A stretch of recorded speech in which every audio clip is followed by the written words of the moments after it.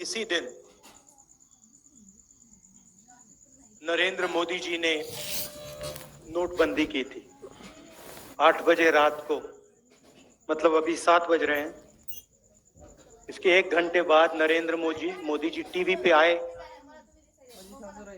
और उन्होंने कहा कि मैं 500 रुपए और 1000 रुपए के नोट को रद्द करने जा रहा हूं और काले धन के खिलाफ मैं लड़ाई लड़ रहा हूं। सच्चाई ये थी कि नोटबंदी काले धन को मिटाने के लिए नहीं की गई। नोटबंदी जो हमारे छोटे व्यापारी हैं, स्मॉल और मीडियम बिजनेस चलाने वाले लोग हैं, जो हमारे किसान हैं, उन पर आक्रमण था और उसका नतीजा आज तक हिंदुस्तान के हर गरीब को दिख रहा है। नोटबंदी के बाद उन्होंने गलत जीएसटी लागू की और इन दो पॉलिसीज में जो हिंदुस्तान की रीढ़ की हड्डी है, जो इस देश को रोजगार दिलवाती है, किसान, छोटे बिजनेस वाले, छोटे दुकानदार, इन सब को नष्ट कर दिया, खत्म कर दिया। यहां आने से पहले मैं युवाओं से मिला, 5-10 युवाओं से मिला और मैंने उनसे सवाल पूछा। वो एग्जाम के बारे में आए थे, डेलीगेशन आया था, एग्जाम के बारे में बात कर रहे थे। मैंने उनसे पूछा कि आपको क्या लगता है आज के हिंदुस्तान में, आपने पढ़ाई कर ली, यूनिवर्सिटी, कॉलेज, स्कूल सब कुछ कर लिया, माता पिता ने आपकी शिक्षा में लाखों रुपए लगा दिए, आपको क्या लगता है आपको रोजगार मिलेगा? चुप हो गए, क्योंकि आज हिंदुस्तान की सच्चाई है। हमारे देश में आज युवा पढ़ सकता है, स्कूल जा सकता है, कॉलेज जा सकता है, मगर रोजगार उसे नहीं मिल सकता। स्टूडेंट्स इंजीनियरिंग पढ़ते हैं, सालों लगा देते हैं और फिर उसके बाद इंजीनियर नहीं बनते, मजदूरी करते। कोई मजदूरी करता है, कोई ऊबर की गाड़ी चलाता है, कोई ड्राइवर बनता है। ये हिंदुस्तान की सच्चाई है, महाराष्ट्र की सच्चाई है। और जो आपका शिक्षा का सिस्टम है, स्वास्थ्य का सिस्टम है, वो पूरा का पूरा प्राइवेटाइज किया जा रहा है। 2-3 लोग हैं, इनके हवाले नरेंद्र मोदी जी और आपकी यहां की सरकार पूरा का पूरा ढांचा इनके हवाले कर दी। मैंने उनसे पूछा, लड़कों से पूछा कि भाई बताओ,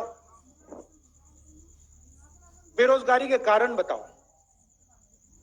मुझे कहते हैं जो पब्लिक सेक्टर था, जिसमें हमारे जैसे लोगों को रोजगार मिलता था, थोड़ी सिक्योरिटी होती थी, उन्होंने कहा पूरा का पूरा पब्लिक सेक्टर प्राइवेटाइज किया जा रहा है, बंद किया जा रहा है। तो वो भी रास्ता बंद है। नोटबंदी ने, जीएसटी ने एक रास्ता बंद किया, प्राइवेटाइजेशन दूसरा रास्ता बंद कर रहा है।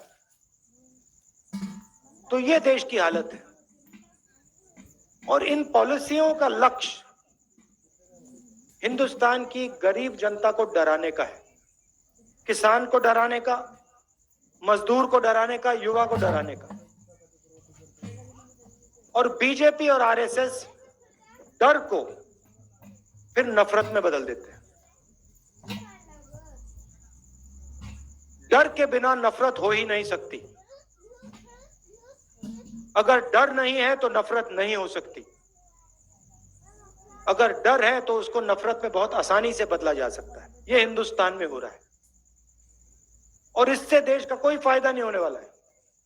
बेरोजगारी से, महंगाई से देश का कोई फायदा नहीं होगा।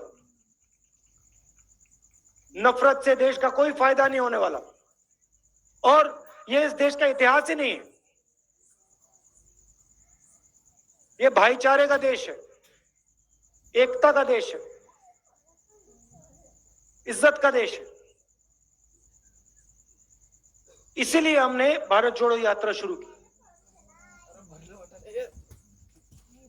3600 किलोमीटर की यात्रा है। तमिलनाडु में कन्याकुमारी में शुरू किया। 60 दिन हो गए हैं। मैं आपको बता रहा हूं, ऐसा लग रहा है कि आज सुबह हमने शुरुआत की। अजीब सी बात है।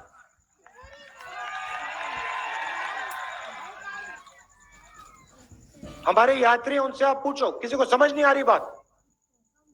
25-25 किलोमीटर हर रोज चलते हैं। 60 दिन से चल रहे हैं।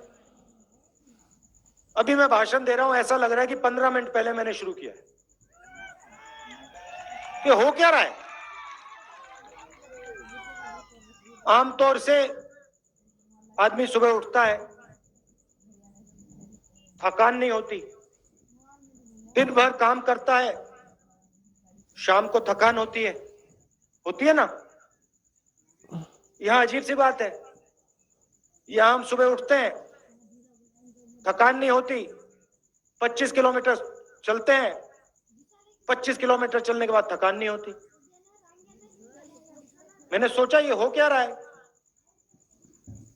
जवाब बताऊं आपको? हम अपनी शक्ति का प्रयोग नहीं कर रहे। राहुल गांधी अपनी शक्ति का प्रयोग नहीं कर रहा। ये जो यात्री हैं, ये अपनी शक्ति का प्रयोग नहीं कर रहे हैं। हम सब आपकी शक्ति का प्रयोग कर रहे हैं। आप हमें पीछे से धकेल रहे हो। आपका प्यार हमें पीछे से धकेल रहा है। और ये आपका जो प्यार है, ये हमें श्रीनगर तक पहुंचाएगा।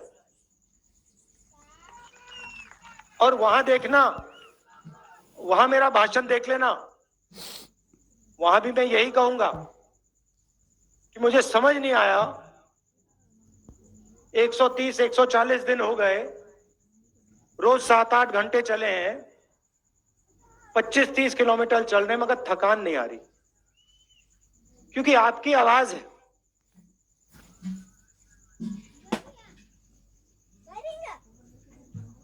झंडा लिए चल रहे थे, आखिरी सेकंड तक झंडा लिए चल रहे थे और फिर शहीद हुए। तो ये मीटिंग उनके याद में है। उनके परिवार को, हम सब का, पूरी कांग्रेस पार्टी का, हर कार्यकर्ता का, हर नेता का प्यार।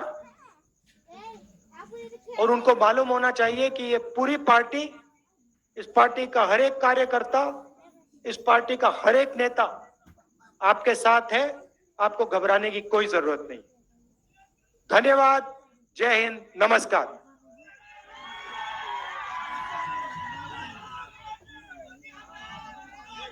एक